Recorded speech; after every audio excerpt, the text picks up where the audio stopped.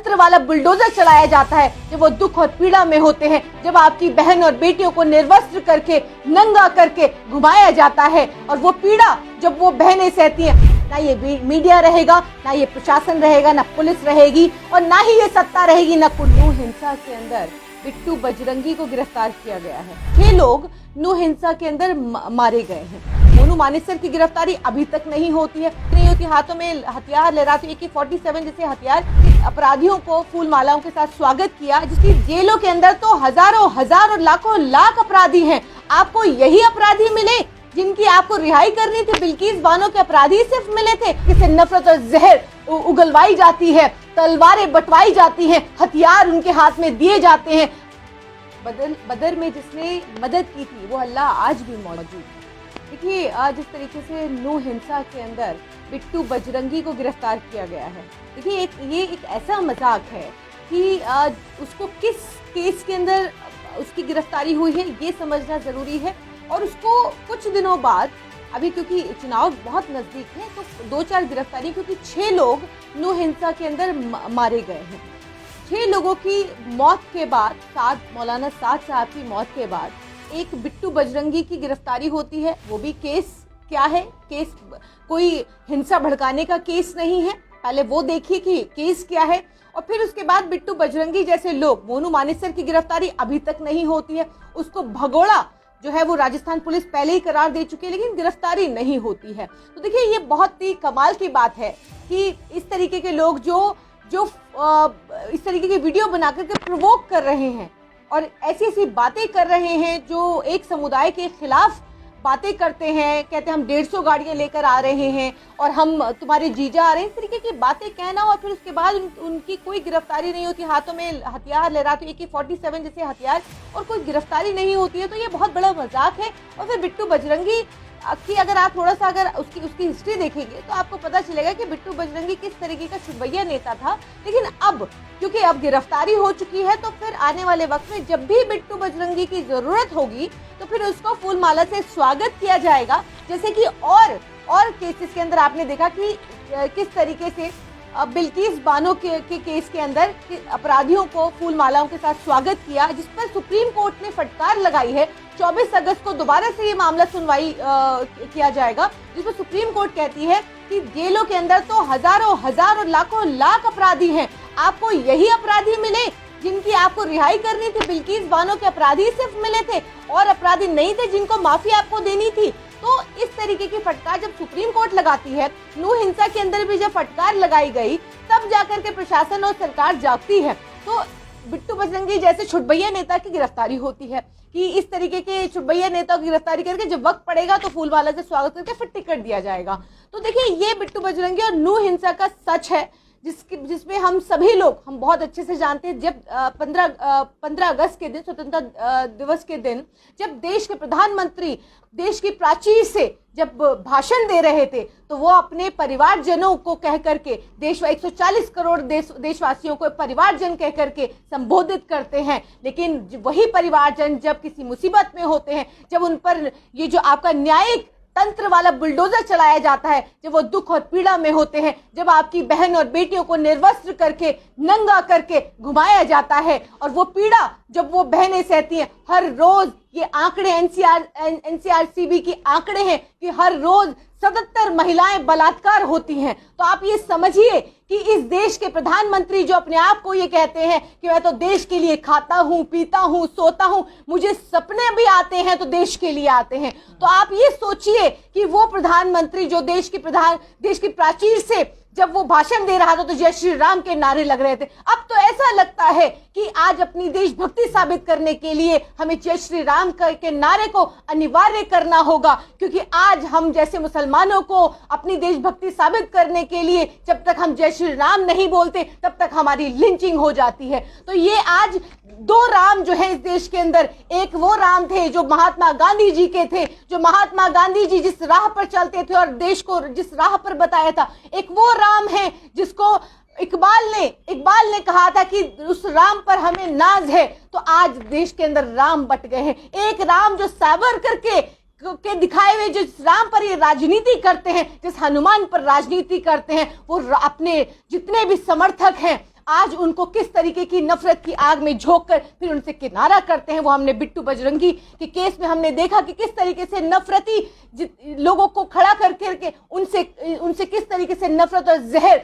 उगलवाई जाती है, तलवारें बंटवाई जाती हैं, हथियार उनके हाथ में दिए जाते हैं। अरे कहना चाहती हूं हिंदुस्तान की फिजाओं में नफरत को और नफरत का जहर घोलने वालों से कहना चाहती हूं, इसी नफरत और इसी हिंदुस्तान की फिजाओं में तुम्हारे बच्चों को भी सांस लेनी है। तो आज देश के प्रधानमंत्री से कहूंगी कि क्या हम सच में आजाद हो चुके हैं? देश के प्राचीर से हर साल ये तिरंगा लहराया जाता है, 7 दशक हो चुके हैं, लेकिन आज भी लगता है कि आज भी हम गुलाम हैं। लेकिन जिस तरीके से बिट्टू बजरंगी की गिरफ्तारी हुई, जैसे माना जा रहा है कि जाहिर न्यू हिंसा या मेवात हिंसा से जुड़ा हुआ मामला है, तो क्या मोनू मानेसर पे सरकार को या प्रशासन को कार्रवाई नहीं करनी चाहिए? देखिए, अभी हाल ही में राजस्थान पुलिस को एक ट्वीट करके ये बताना पड़ा कि बिट्टू बजरंगी, क्योंकि लगातार ये एक फेक न्यूज चलाई जा रही थी कि बिट्टू बजरंगी को राजस्थान पुलिस ने क्लीन चिट दे दिया, और फिर एक साथ में एक फोटो भी वायरल हो रहा था जिसके अंदर बिट्टू बजरंगी किसी पुलिस अधिकारी के साथ एक फोटो में आपको नजर आ रहा था। तो फिर उसके बाद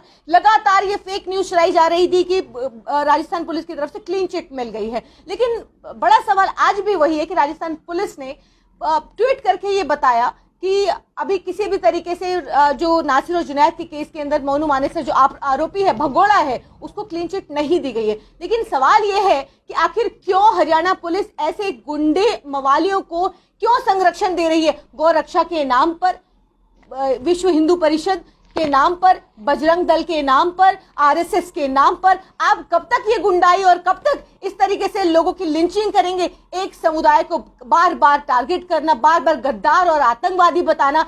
आज भी हरियाणा के कुरुक्षेत्र के अंदर ये कहा गया, ये रैली निकाली गई, ये कहा गया कि आज जिसकी दुकानें, जिसने मुसलमानों को दुकानें और घर दिए हैं, 2 दिन का समय दिया है। आखिर ये क्यों होता है? हरियाणा में ये आग अभी तक ठंडी नहीं हुई है। क्यों प्रशासन सुचारू रूप से काम नहीं करता? क्यों क्योंकि हरियाणा सरकार तो पहले ही कह चुकी है कि पुलिस जो है, पुलिस सबको प्रोटेक्शन नहीं दे सकती है, ये कह चुकी है हरियाणा पुलिस। लेकिन देखिए, आज भी अगर हम पहले भी कहते रहे और फिर से हम कहते हैं कि अगर आपके हाथ में प्रशासन नहीं है, पुलिस प्रशासन अगर आप सही तरीके से नहीं संभाल सकते हैं, तो आप उस पद को छोड़ दीजिए। हम खट्टर सरकार से कहते हैं क्योंकि आपके बस का नहीं है, क्योंकि हर रोज मुसलमानों को जिस तरीके से लिंच किया जा रहा है, हर रोज मुसलमानों के घरों पर जिस तरीके से बुलडोजर चलाया जा रहा है, सुप्रीम कोर्ट को इंटरवीन करना पड़ता है, लेकिन आप लॉ एंड ऑर्डर मेंटेन करने के लिए आप असफल रहे हैं।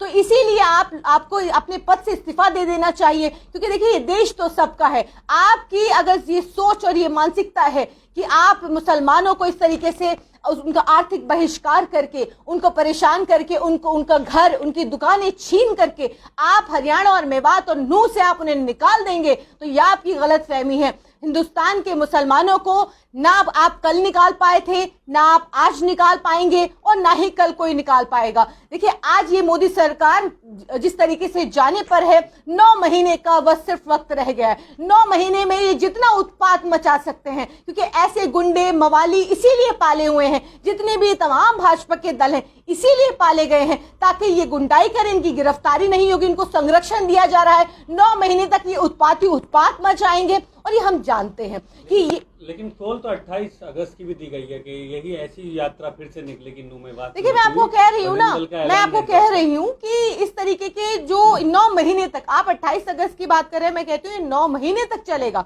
9 महीने तक हर रोज कहीं ना कहीं कोई बेटी बलात्कार होगी, हर रोज कहीं ना कहीं कोई हिंसा भड़केगी, कहीं ना कहीं किसी बिट्टू बजरंगी जैसे छुटपुइया किसी नेता को गिरफ्तार कर लिया जाएगा, और फिर ये कहा जाएगा जागो हिंदू जागो, इस तरीके की भाषा का इस्तेमाल करके कि किसी हिंदू ने तुम्हारे लिए आवाज उठाई तो फिर देखो तुमने उसका साथ नहीं दिया। जिस तरीके से जाटों से, जिस तरीके से गुजरों से इन्होंने समर्थन मांगा, क्योंकि ये वो जो दुम दबा करके भागने वाले कायर हैं, ये वो संघी कायर हैं जो पुलिस को देखकर जिस तरीके से भागते हैं। बिट्टू बजरंगी को हमने देखा कि बिट्टू बजरंगी की जब गिरफ्तारी हुई तो कैसे किनारा किया इन्होंने कि हम तो विश्व हिंदू परिषद अलग से किनारा करता है, दूसरी तरफ सारे जितने भी दल हैं ये पूरी तरीके से किनारा कर लेते हैं। लेकिन जब बिट्टू बजरंगी को बलि का बकरा बनाना होगा तो फिर देखिएगा ये किस तरीके से उसका फूल माला से स्वागत होगा, क्योंकि फिर वो आखिर छुटभैया नहीं तो चुनाव जो उसको लड़ाना है। क्या कसर रह गया है जो अभी 28 तारीख को ये लोग पूरा करने वाले हैं, ये बताएं।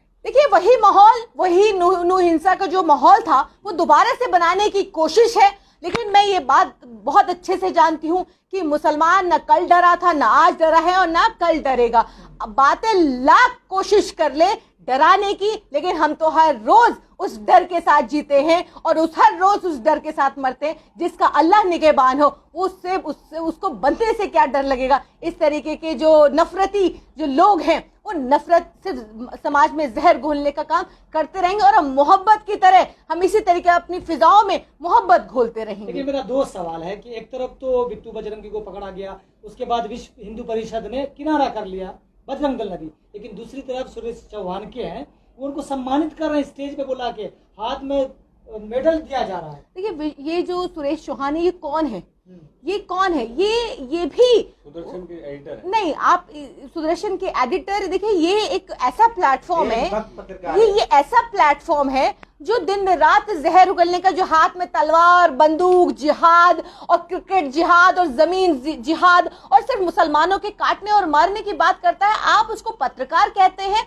मैं कहती हूँ कि ऐसे लोगों को आप पत्रकारों की श्रेणी में मत डालिए, क्योंकि अगर आप उसको पत्रकार कहेंगे तो ये बाकी पत्रकारों के लिए जो जिंदा पत्रकारिता है उसके लिए ये धब्बा है। तो देखिए वो उसको कम से कम आप पत्रकार मत कहिए। वो अपने आप को सीधे से वो कहता है कि वो बजरंग दल आरएसएस समर्थक है, तो आप उसको वो कहिए कि भाजपा का एक वो दलाल है, तो उसको दलाल करके संबोधित करिएगा तो ज्यादा अच्छा लगेगा। और अगर आतंकवादी कहेंगे तो और ज्यादा अच्छा लगेगा, क्योंकि ये लोग सिर्फ देश की फिजाओं के अंदर देश का सौहार्द माहौल सिर्फ बिगाड़ने का काम करते हैं। लोग अमन और भाईचारे के साथ हिंदू और मुसलमान, सिख, ईसाई, जैन बहुत सब रह रहे हैं, लेकिन तकलीफ किसको है? तकलीफ ऐसे लोगों को है जो सिर्फ और सिर्फ राजनीतिक रोटियां सेकना चाहते हैं।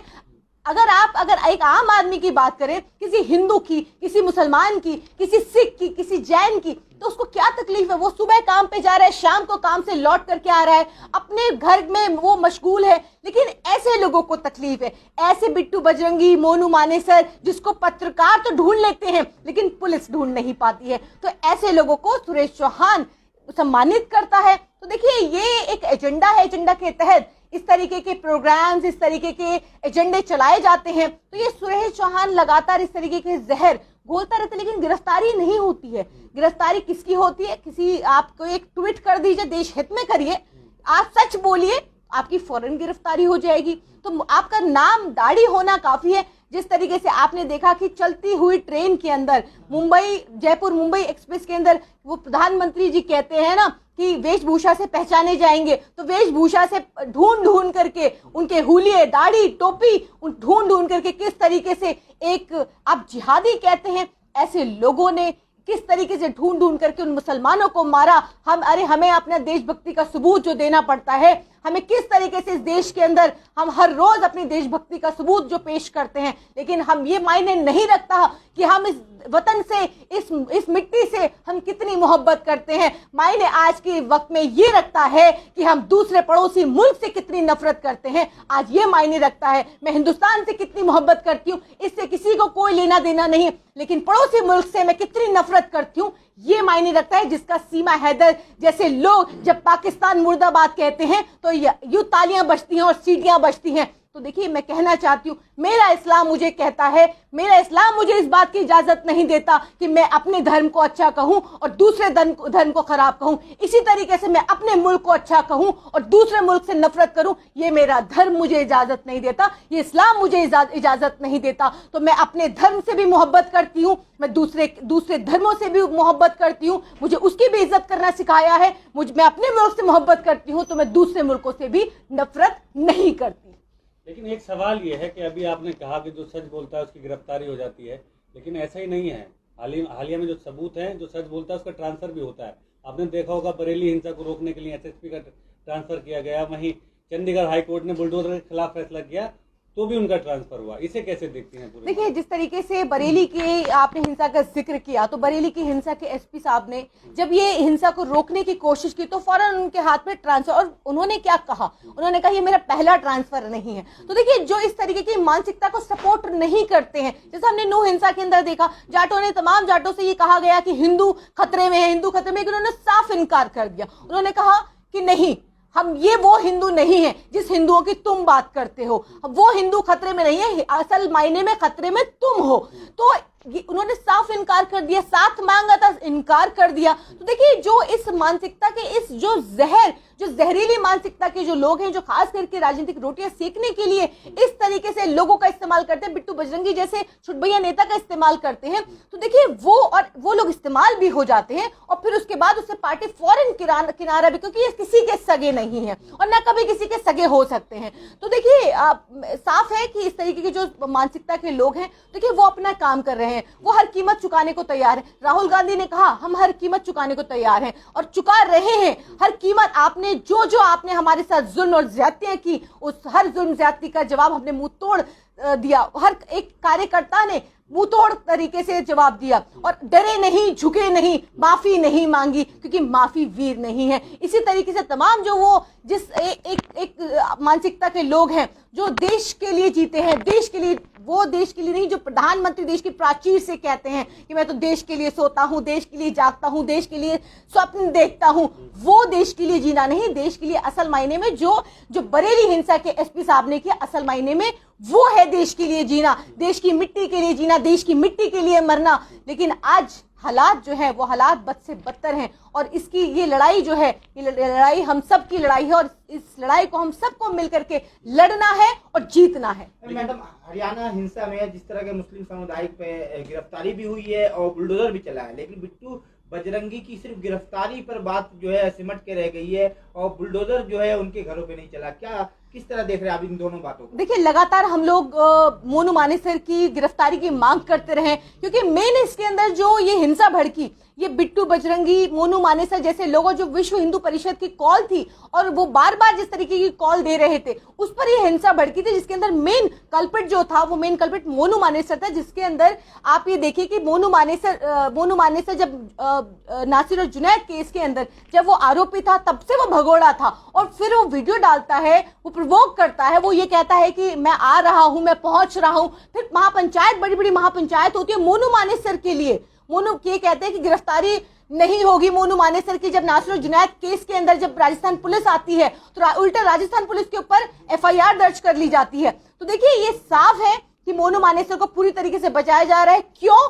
क्योंकि उसका इस्तेमाल आगे 9 महीने के अंदर करना है। लगातार मोनू मानेसर को चर्चा में बनाए रखना है। बिट्टू बजरंगी की आपने बात करी, लेकिन बिट्टू बजरंगी की गिरफ्तारी उस केस के अंदर नहीं हुई है, जो मोनू हिंसा का मामला, उस केस में नहीं हुई, बल्कि दूसरे केस के अंदर उसकी गिरफ्तारी हुई है, लेकिन वो काफी नहीं है। हम फिर से कहते हैं कि उसको जो मेन कल्प्रिट जो मोनू मानेसर है और बिट्टू बजरंगी है, उसको मेन जो नूह हिंसा का आरोपी बना करके एफआईआर दर्ज की जाए, पुलिस उसको आरोपी नूह हिंसा के केस के अंदर आरोपी बनाए, क्योंकि ये वो लोग हैं जो मौलाना साद की मौत के जिम्मेदार हैं।